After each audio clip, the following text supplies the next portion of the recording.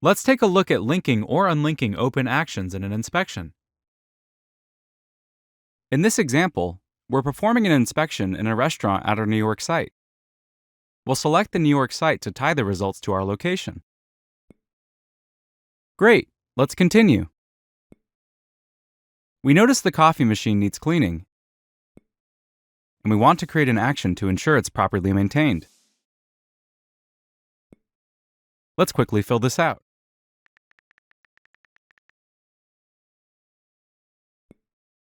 Now the action is open and has notified our assignee.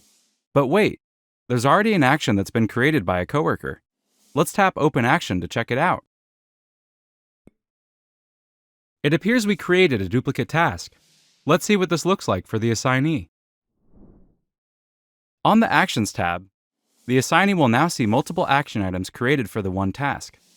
To avoid this and save confusion, let's take a look at how we can link the original action to the new inspection.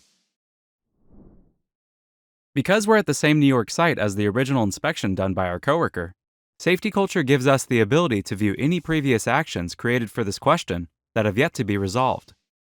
Tap Open Action,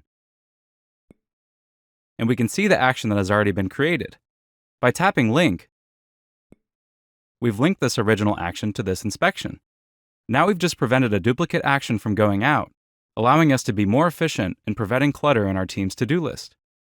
We can double-check that the linked action was made for the same reason by tapping the action and viewing its details in Activity.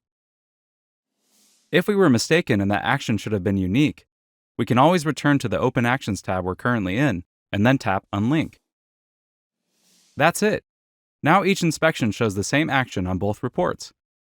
Let's go over a few tips for linking or unlinking actions. In order to link or unlink an action, you must be using the same template as the previous inspection.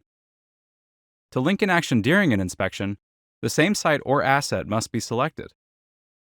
To learn about inspections and more, visit help.safetyculture.com.